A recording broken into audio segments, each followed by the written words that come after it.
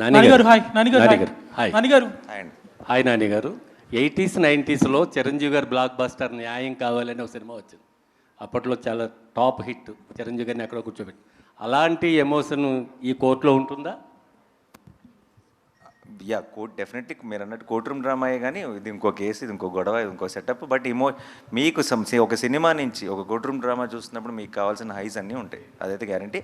And అప్పట్లో చిరంజీవి గారు, young Chiranjeevi గారు చేసిన పర్ఫార్మెన్స్ డెఫినెట్గా వీళ్ళిద్దరిలో ఉంటుంది.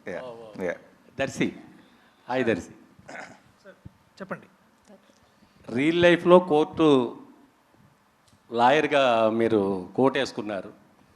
మీ రియల్ లైఫ్లో మీ best friend HYDRAA commissioner lawyer Challuvati Jayakrishna ఉన్నారు. అవును, ఆయన దగ్గర నుంచి ఏమైనా అవుట్పుట్స్ కానీ ఇన్పుట్స్ కానీ తీసుకున్నారా? డెఫినెట్లీ. జయకృష్ణ నాకు చాలా హెల్ప్ చేశారు. ఆయన he's the current advocate for HYDRAA council. నేను మనోడు స్క్రిప్ట్ తీసుకొని ఈ స్క్రిప్ట్ తీసుకొని నాకు హెల్ప్ కావాలంటే definitely was always been there. నన్ను హైకోర్టు, తెలంగాణ హైకోర్టు తీసుకెళ్ళాడు. అలాగే ఇంకొక అడ్వకేట్ రవీందర్ అన్న అని, వారిని కల్పించి చాలా విషయాలు చెప్పారు.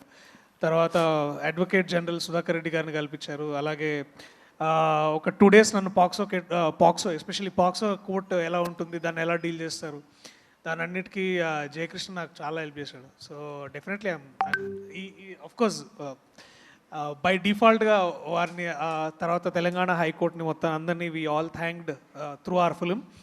అండ్ ఈ సినిమా చూసిన తర్వాత లా మీద, లాయర్స్ మీద రెస్పెక్ట్ కూడా చాలా డబుల్ అవుతుందని నేను నమ్ముతున్నాను. So thank you Jayakrishna, if you're hearing this. Thank you. Darshi చెప్పండి. కోర్టులో వాదించడం తెలుసు, కోర్టు తీసి కొట్టడం కూడా తెలుసు, అట్లా క్యారెక్టర్స్ హీరో ఉంటాయి కదా. ఈ సినిమాలో మీరు ఓన్లీ లాయర్గానే ఉంటుందా, ఇంకే రకం? ఓన్లీ లాయర్గానే ఉంటుందండి. బుద్ధి బలంతోనే కొడతానండి. నాని గారు, చాలామందికి హీరోలకి ఒక డ్రీమ్ ఉంటుంది పలానా రోల్ చేయాలని. అట్లా లాయర్గా క్యారెక్టర్ చేస్తున్న ఎన్టీ రామారావు దగ్గర నుంచి నాగేశ్వరరావు దగ్గర నుంచి చిరంజీవి గారు అందరు హీరోలు చేసి సూపర్ సక్సెస్, బ్లాక్ బస్టర్ కూడా కొట్టారు. ఈ సినిమా చూసిన తర్వాత అయ్యా నేను కూడా ఒక లాయర్గా ఎప్పుడైనా చేయాలి అని అనిపించింది? నాకు ఆబ్వియస్లీ ఉందండి. డెఫినెట్గా మన ఫేవరెట్ యాక్టర్స్ నుంచి చిన్నప్పటి నుంచి చూస్తున్నాను. నా జగదీష్ వచ్చి కథ చెప్పి నేను హీరో అని అంటే చేసేవాడినేమో, బట్ వచ్చి కథ చెప్పడమే దర్శి హీరో అని చెప్పాడు. యా యా సార్ యాక్చువల్లీ అది కూడా ఉండింది అన్న. మీరు ఒకవేళ ఈ క్యారెక్టర్ చేస్తా అంటే నేను రోషన్ క్యారెక్టర్ చేద్దాం. మరి నాతో అదే డిస్కస్ చేయలే, మీరు చేస్తుంటే చేసేవాడిని, నేను అంత నచ్చింది నాకు కదా. యా కొన్ని టైటిల్స్ కాంప్లికేషన్స్గా ఉంటాయి. ఆ టైటిలే సినిమానికి తప్పిస్తుంది ఆడియన్స్ని బాగా. కోర్టు అనే టైటిల్ పెడదాం అనుకున్నప్పుడు మీరు ఫస్ట్ ఏం ఫీల్ అయ్యారు? అంటే ఇది కొంచెం మళ్ళీ కోర్టులో వాళ్ళైనా అభ్యంతర పెట్ట, అసలు ఇది ఎలా మళ్ళీ తర్వాత కోర్టుకే కదా. నాకు ఈ రోజు దాకా ఉన్న ఎక్స్పీరియన్స్ ఏంటంటే అండి, 16 years as an actor. First నాకు ఇంకా గుర్తుంది, అలా మొదలైంది అని మేము టైటిల్ పెట్టినప్పుడు చాలా చెత్త టైటిల్, ఇదేం టైటిల్, అది ఇది అని అందరూ అన్నారు చివరి దాకా. నేను ఒక్కడనే బాగుంది లవ్ స్టోరీకి అని అనేవాడిని, నందిని కూడా అనేది. అండ్ అందరు ఒక్క పాజిటివ్ రిమార్క్ లేదు. అండ్ ఆ తర్వాత సినిమా సూపర్ హిట్ అయింది. ఆ తర్వాత అందరూ అసలు అలా మొదలైంది తప్పితే ఈ సినిమాకు ఇంకో టైటిల్నే ఊహించుకోలేము అని అన్నారు. ఇలా అట్లీస్ట్ నాకు కనీసం ఒక 10 సినిమాలతో ఎక్స్పీరియన్స్ ఉంది. మన నచ్చిన సినిమాకి టైటిల్ బాగుంటుంది సార్, నచ్చిన సినిమాకి టైటిలే కాదు ఏది బాగోదు. నానిగారు ఒక్క నిమిషం. నానిగారు, మీరు హిట్ 3 ప్యారడైస్ గురించి అడగొద్దన్నారు, బట్ రీసెంట్గా మీరు చిరంజీవి గారితో శ్రీకాంత్ ఓడేలా కాంబినేషన్లో సినిమా అనౌన్స్ చేశారు. ఈ ఇయర్లో ఉంటుందా, నెక్స్ట్ ఇయర్లో ఉండదు? అది ఒక్కటి చెప్పండి. నెక్స్ట్ ఇయర్ అండి. నానిగారు అంటే జై భీమ్ లాంటి ఒక సినిమా సూర్య గారు చేయడం వల్ల ఆ సబ్జెక్ట్ కావచ్చు అదంతా కూడా ఒక ఎలివేట్ అయిపోయింది. సో అఫ్కోర్స్ ఇప్పుడు దర్శి చేసినా కూడా ఆ కథ అనుగుణంగా దర్శిని ఎంచుకున్నారు.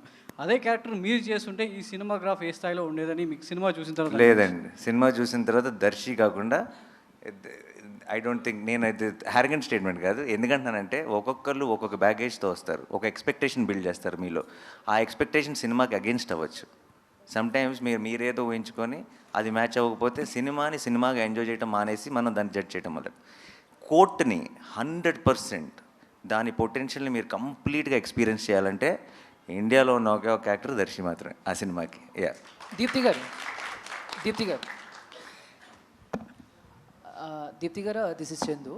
సో ఫస్ట్ ఆఫ్ ఆల్ మీరు మంచి రైటర్, డైరెక్టర్ కూడా, అండ్ మీట్ క్యూట్ చూసాము. సో ఆ తర్వాత ఎందుకు మళ్ళీ మీరు డైరెక్షన్ వైపు అడగలేదు? మేబీ నాని గారు షూటింగ్లో ఉండటం వల్ల మీరు ప్రొడక్షన్ హౌస్లో బిజీగా ఉన్నారా? ఆ రీజన్స్ వల్ల ఏమన్నా? నేను యాక్చువల్లీ యూఎస్ వెళ్ళిపోయానండి. దాని తర్వాత మీట్ క్యూట్ తర్వాత I just came back 6 months back. till I write my own story, I was just helping out with court అంతే. ఎప్పుడు ఎక్స్పెక్ట్ చేయొచ్చు మీ డైరెక్షన్లో నాని గారితో ఏమన్నా ప్లాన్ చేస్తున్నారు? నాని గారికి ఇప్పుడు ఎక్స్పెక్టేషన్స్ పెరిగిపోయినాయి కదా కోర్ట్తో. సో నేను అంత మంచి స్టోరీ రాయాలి మళ్ళీ, నాని గారికి నచ్చే అంత story. So whenever he likes it will start. Thank you ma'am. Director Ram, hi, Dheeraj here.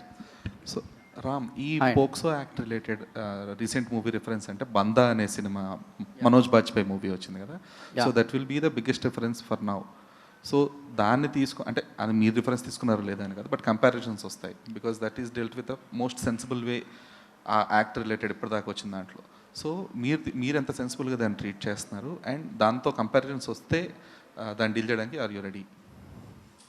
Yeah, Bandaa dealt with POCSO, but we are totally different from Bandaa అండి. No comparisons will be there. ఏముండవు. పోక్సో డీల్ చేసామనేది తప్ప ఇంకే కంపారిజన్ ఉండదు.